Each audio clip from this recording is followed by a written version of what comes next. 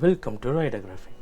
இந்த வீடியோவில் நம்ம பார்க்க போகிறது திருச்சியிலேருந்து கிருஷ்ணகிரிக்கு கிட்டத்தட்ட 260 கிலோமீட்டர் ட்ராவல் பண்ண வீடியோ. இந்த வீடியோ 2 வருஷத்துக்கு முன்னாடி எடுத்தது. ஒரு வெட்டிங் ரிசப்ஷனுக்காக நானும் கோகுலும் போயிட்டுருக்கோம். வாங்க வீடியோவை பார்க்கலாம்.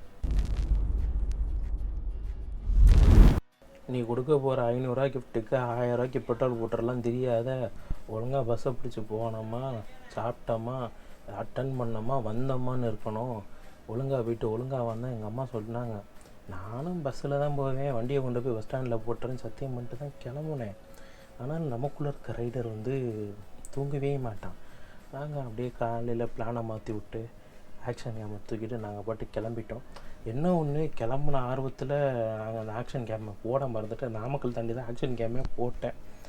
அதுவே எனக்கு கொஞ்சம் சங்கட்டமாக தான் இருந்துச்சு. But it's okay. அப்படியே ஜாலியாக ரைட் போக ஆரம்பிச்சோம். அப்போ கரிஸ்மா பைக் வர வச்சுருந்தேன். நல்லா அகலமாக நீளமாக குதிரமாக இருக்கும். உண்மையிலேயே அந்த வண்டியை ஓட்டுறது குதிரை மாதிரி தாங்க ஃபீல் ஆகும். என்னடா இவன் மிரர் மடக்கி வச்சுட்டு பைத்தியம் மாதிரி ஓட்டிகிட்டு இருக்கான்னா நினைக்காதீங்க. நம்ம வண்டி அப்போ கொஞ்சம் டேமேஜ்டு கண்டிஷனில் இருந்துச்சு.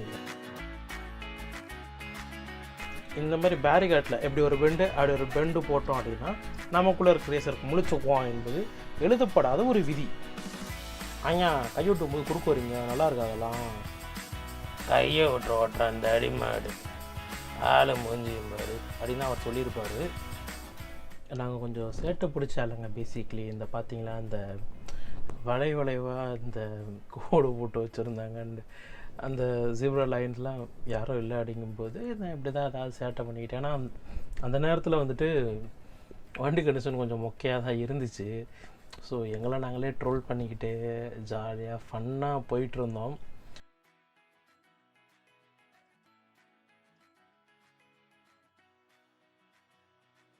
இந்த ரூட்டில் என்னோடய எக்ஸ்பீரியன்ஸ் பார்த்திங்கன்னா, நான் முடிஞ்ச வரைக்கும் நைட் ட்ராவலாக நான் அவாய்ட் பண்ணிடுவேன். இந்த நாமக்கல் டு திருச்சி ரோடு பார்த்திங்கன்னா ரொம்ப குறுகலான ஒரு ரோடு.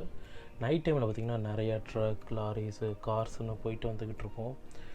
அந்த ரோட்டில் நம்ம பைக்கில் வரும்போது என்ன நிறையா பிரச்சனை வரும் அப்படின்னு பார்த்திங்கன்னா, லைக் ஆப்போசிட்டில் வரவங்க ஹெவியாக ஹெட்லைட் போட்டுட்டு நமக்கு ஒரு சில நேரம் அப்படியே ஒரு ப்ளீச் ஆகிடும். கண் தெரியாமல் ஒரு செகண்ட் அப்படி போயிட்டு வரும். அந்த ரோட் பார்த்திங்கன்னா நம்மளோட பைக் லைட் அந்தளவுக்கு எக்ஸ்போஸ் ஆகாது. ஸோ அந்த நேரத்தில் நமக்கு ஆக்சிடெண்ட் ஆகிறதுக்கான நிறைய வாய்ப்புகள் உண்டு. மேக்ஸிமம் இந்த ப்ரொஃபஷனல் டிரைவர்ஸ் பார்த்திங்கன்னா மேக்ஸிமம் சரியாக இருந்துருவாங்க நமக்கு. ஸோ நம்மளுடைய கை வச்சு மறைக்கிறோம், இல்லை கை தூக்குறோம் அப்படின்னா டிம் பண்ணிவிட்டு லோ பீம் போட்டு ஓட்டிடுவாங்க அந்த நேரத்துக்காது. ஆனால் சில பேர் இருக்காங்களே, அவங்கள ஒன்றும் சொல்கிற மாதிரி இல்லைங்க. லைட்டு கண்ணு குஸ்தியான்னு நம்ம காட்டினா கூட நான் அப்படி தாண்டா போவேன், எங்கள் அப்பாவும் ட்ரோல்றா அப்படின்ற மாதிரியே போவாங்க. தலைவா, இந்த மாதிரி யாராவது போனீங்கன்னா கொஞ்சம் பார்த்து பண்ணுங்க.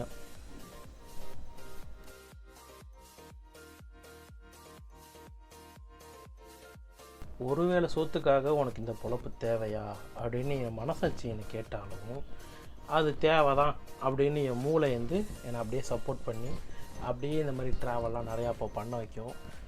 முடிஞ்ச வரைக்கும் நான் நிறையா இப்போ பைக்கில் தான் சுற்றினேன். அதில் 1-2 வீடியோ தான் இந்த மாதிரி நிறைய சுற்றிருக்கேன். ஆனால் அதெல்லாம் வீடியோ எடுத்ததே இல்லை. சேலம், நாமக்கல், ஐயோ மாற்றி சொல்லிட்டாங்க, நாமக்கல் சேலம்லாம் தாண்டி இப்போ தருமபுரிக்குள்ளே நுழையிற டோல் பிளாசாவில் நுழைஞ்சு வந்தோம். இங்கே ஒரு பெரிய டிஸ்கஷன் போச்சு எனக்கும் கோகுலுக்கும், எத்தனை கிலோமீட்டர் இருக்குன்னு. அவன் கூகுள் மேப்பை பார்த்து சொல்கிறான், நான் குத்துமதிப்பாக சொல்கிறேன். அவன் 70ன்றான், நான் 50ன்றேன். ஆனால் 2 பேரும் மனசுக்குள்ளேயே ஓடுன விஷயம் ஒன்று தாங்க. டிஃபன் சாப்பிட போகிறோமா, லஞ்ச் சாப்பிட போகிறோமான்ற ஒரே கேள்வி மட்டும்தான் மைண்டில் ஓடிக்கிட்டு இருந்துச்சு. கிளம்புனதுலேருந்தே ஃபுல்லாக டிராஃபிக்லேயே ட்ராவல் பண்ணிகிட்டு இருந்தப்போ திடீர்னு பார்த்தா ஒரு ஓப்பன் ரோடுங்க, யாருமே இல்லை ரொம்ப தூரத்துக்கு. சரி ஒரு திரும்பி பார்த்துடலாம் அந்த வண்டின்ட்டு லைட்டாக அப்படியே ஒரு திரும்பி பார்த்தேன். எவ்வளோதான் போகுதுன்னு.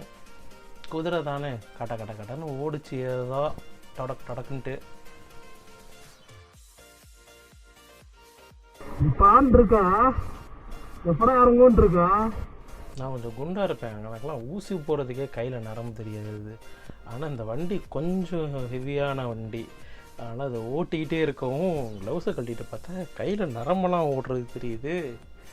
இது பரவாயில்ல, நமக்குலாம் இப்படி தெரிஞ்சாதான் உண்டுன்னு சந்தோஷப்பட்டுக்கிட்டு அப்படியே கொஞ்சம் தூரம் போனால் கிருஷ்ணகிரிக்கு போகிற ரூட் வந்துருச்சு. நாங்கள் கிருஷ்ணகிரிக்குள்ளேயே போகணும் போல இருக்குன்னு பார்த்தோம். நல்ல வேலை கிருஷ்ணகிரி போகிற வழியிலே தான் அந்த மண்டபம் இருந்துச்சு. அப்படி இப்படின்னு கரெக்டாக அந்த இடத்த கிட்டத்தட்ட ரீச் ஆகிட்டோம். நாங்கள் ரீச் ஆகும்போது கிட்டத்தட்ட மணி ஒரு 10:15 இருக்கும்னு நினைக்கிறேன். 10:10 கூட இருக்குங்க அப்ராக்சிமேட்டாக. ஒரு 3 மணி நேரத்தில் வந்துட்டோம். காலைல சாப்பாடு சாப்பிட்லாமா, மதியானம் சாப்பாடு சாப்பிட்லாமான்னு டிஸ்கஷனோட உள்ளுக்குள்ளே போந்துட்டோம்.